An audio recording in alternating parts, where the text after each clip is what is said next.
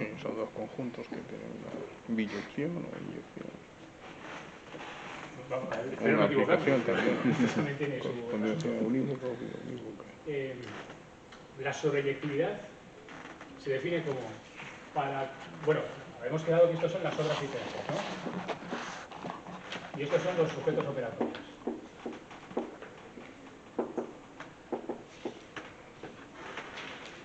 Entonces la X, ¿verdad? Si tenemos esto...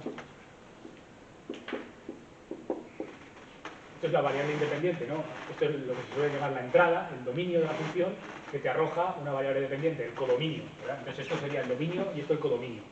Y la parte del codominio que te arroja cada función es el rango o imagen, ¿no? Bueno, supongo que sabéis lo que es una función, no es que es de bachillerato. La sobreyectividad es que para cada elemento de I hay al menos un elemento de X. Al menos uno. O sea, esto, así, ¿verdad? Es la teoría de los conjuntos que estudiamos en la universidad. Es decir, que no puede haber ningún elemento de I que quede suelto, por así decirlo, ¿no? Por decirlo en prosa, ¿no? En Román Paladino. Claro, la no sobreyectividad lo que supone es que no todos los sujetos son literarios. Es decir, que hay sujetos operatorios que no se definen en función de ninguna obra literaria. O bien porque han escrito una obra de arte adjetiva, o bien porque no han escrito absolutamente nada. Bien. Sin embargo, esto es la no sobreyectividad. Si fuera sobreyectiva, pues tenemos la idea esta que he mencionado de los talleres de literatura, donde te dicen todos somos escritores, es decir, todos llevamos a un autor dentro, si la función fuera sobreyectiva, porque cada autor estaría asociado a una obra. Esto sí fuera sobreyectiva, pero nosotros estamos negando eso precisamente, que no es sobreyectiva, de que hay sujetos operatorios que no son sujetos literarios. Esta es la distinción entre autor literario y autor no literario, una palabra, pero expresada matemáticamente. Esto es la no sobreyectividad, pero lo fundamental, según he dicho, no es la no sobreyectividad, lo fundamental es la no inyectividad.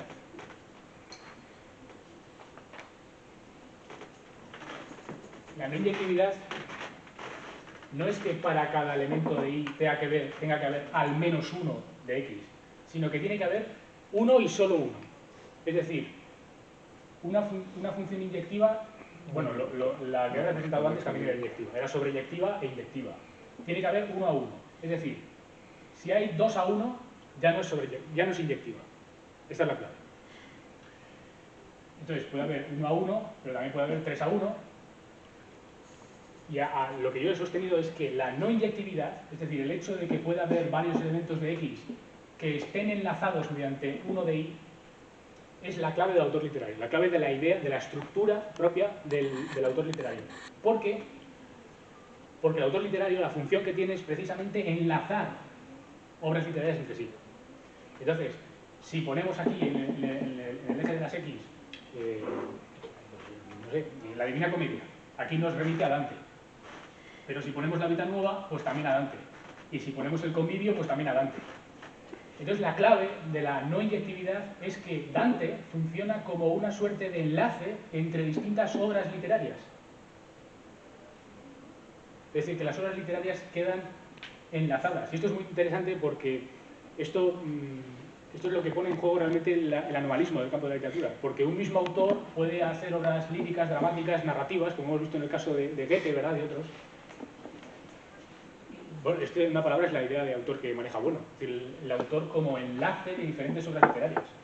Que es un enlace que en principio podría parecer externo, pero Bueno dice que no es propiamente externo. Es decir, el autor es interno en la medida en que permite enlazar mediante unas obras completas una serie de obras que si fueran anónimas ya tendríamos un corte, ¿verdad?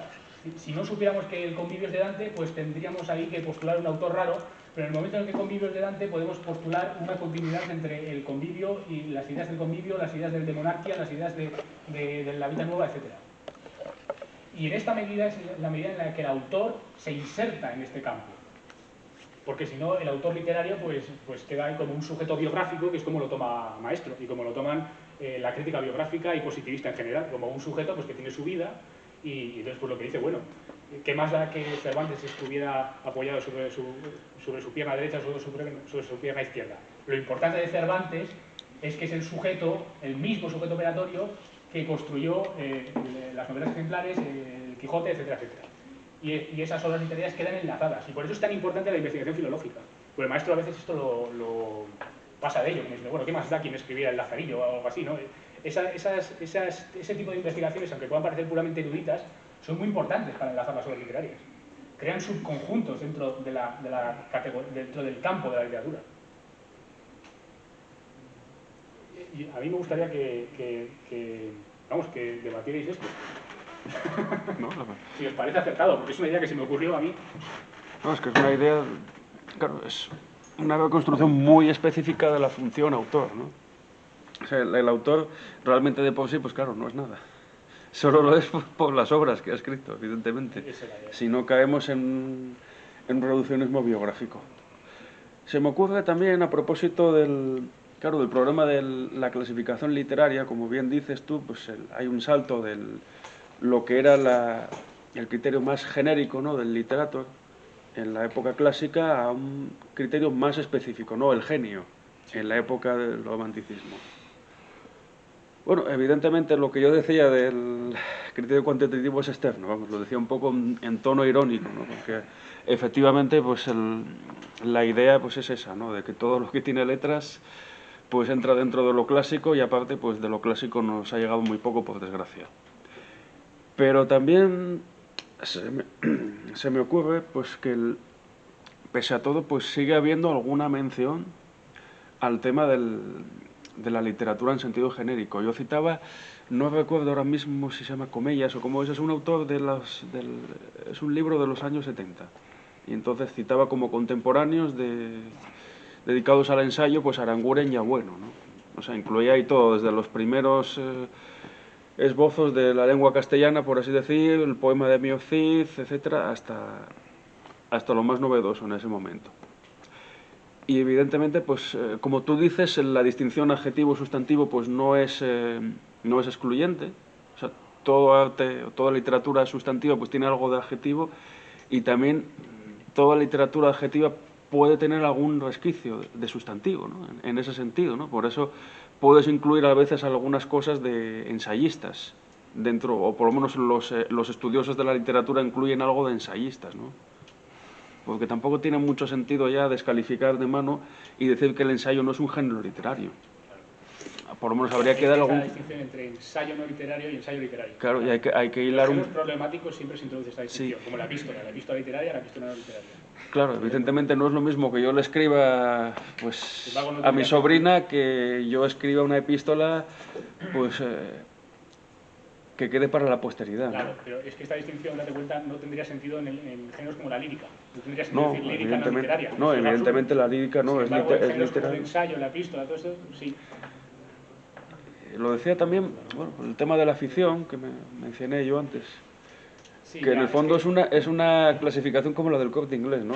Ficción y no ficción. Es que lo curioso es que el propio maestro, bueno, no solo maestro, mucha gente toma como lo que nosotros hemos llamado el criterio para el campo de la literatura, la ficción, precisamente. O sea, lo que entra en el campo de la literatura es lo que es ficción. Fuera de la ficción, todo es no literario. Pero claro, ya lo hemos comentado, hay historia-ficción y hay ficciones científicas. Entonces, la ficción no es un criterio. La ficción es una idea muy importante en literatura, pero no es un criterio. Creo yo. Respecto a ello, a la hora de introducir en una misma obra dos autores, Claro. ahí ¿cómo cambiaría la función bastante? O sea, ¿habría que dividir la misma obra en partes de un autor, partes de otro? Sí, yo creo que sea dentro de la misma obra para ir dividiendo. Sí, o sea, claro, porque como se trata de una función, no puedes tener esto, como es una función, precisamente por la propia estructura que tiene la función matemática, tú puedes tener esto, que es la no inyectividad, pero no puedes tener lo contrario, esto. ¿Entiendes? ¿No? O sea, una obra no puede remitir a dos autores juntos. Sí, pero ahora, estando la idea de la literatura en internet y obras que puede plantear primero un autor y que luego la continúen como los lectores. La literatura de internet es toda objetiva. Es pura objetividad. Eso es juego, es un videojuego en el fondo. Es un videojuego. Y que tú te dice ¿quieres ir a esta habitación o quieres ir a esta otra? Tienes que hacer clic, vas a esta, no sé qué. Eso es un videojuego. Eso no es literatura. Videojuegos Es también. el problema es el que tú has señalado. El problema es, ¿qué pasa con las obras que tienen dos autores? Pues que realmente no tienen dos autores. Es decir, están mezclados y en muchos casos se puede ver muy bien. Un caso que cito yo, creo que lo cito, ya no estoy seguro de lo que dije, en La crítica maestro, es el de La tierra baldía de Eliot, ¿no? La tierra baldía de Eliot, en principio figura Eliot como el autor, pero es conocido por todos que Ezra Pound, su amigo, pues es prácticamente el coautor de La tierra baldía, porque Eliot lo que le hizo fue darle un manuscrito de no sé cuántas páginas y Eliot, o sea, Pound sacó de todo ese manuscrito amorfo, sacó La tierra baldía. Lo redujo no sé, a una tercera parte o así. Claro, el problema está, ¿qué parte es de Eliot y qué parte es de Pound? Pues eso es cosa de la crítica filológica. Como ocurre con los sonetos de Shakespeare, con Sí. Shakespeare en general. No sé, en general, claro. Y todos los problemas de la literatura anónima, del Lazarillo, todo esto que se ha querido ver a Diego Hurtado de Mendoza y todos esos temas, van por ahí. ¿Qué es esto? Todos quieren ver a un autor, pero con razón. O sea, todos buscan el autor, pero con razón. No es una cuestión puramente externa, es que el autor cuenta porque enlaza las obras literarias. Y al enlazarlas les da un sentido, las compone. Es decir, no es lo mismo atribuir una obra a un autor que atribuirla a otro. Eso ya le da un carácter completamente distinto a la obra. Entonces, por eso yo creo que la idea de doble autoría de un poema no funciona. Si te das cuenta, todas las grandes obras de la historia de la literatura son de un solo autor. Y, bueno, luego está el problema de Homero, pero no voy a meterme en ese problema porque lleva rodando 2000 y pico años y no voy a solucionarlo yo aquí.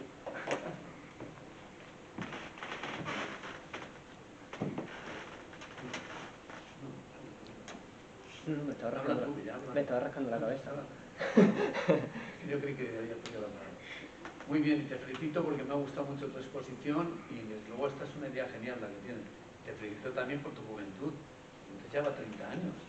Nada, Ahí sí que me vuelvo romántico, es que eres un genio para estas nada, la cosas. juventud, eso nada, los genios nada, eso lo hemos negado aquí por principio, nada de genialidad. pero si yo te Y lo de la juventud es una frivolidad. Eso, Te lo digo de nada. verdad. Es mucho mejor ser Divino viejo tesoro. para Pues mira, filosofar. La es que lechuza de Milán. has hablado de Foucault y Foucault tiene su ensayo sobre las meninas, que es el primer capítulo, yo creo, ahí es que no hay autor de ninguna clase. El tío dice, todo esto es una representación. Y lo dice con toda la cara cuando el autor que más ensayos ha provocado en todo el siglo XX no ha sido Picasso, que tiene muchísimas más obras, no ha sido Goya, ha sido Velázquez. Fíjate, de Velázquez han hecho, bueno, estudios, no sé si son 500 y pico, una barbaridad, ¿no? Y tienen en cuenta. Y sin embargo, por otra parte, está Unamuno, que ese sí que se asomaba al brocal del pozo del convento de San Esteban y decía, yo, a ver cómo sonaba. Pero en sus obras sí que se comporta con un yo inmenso, porque en Nivola, cuando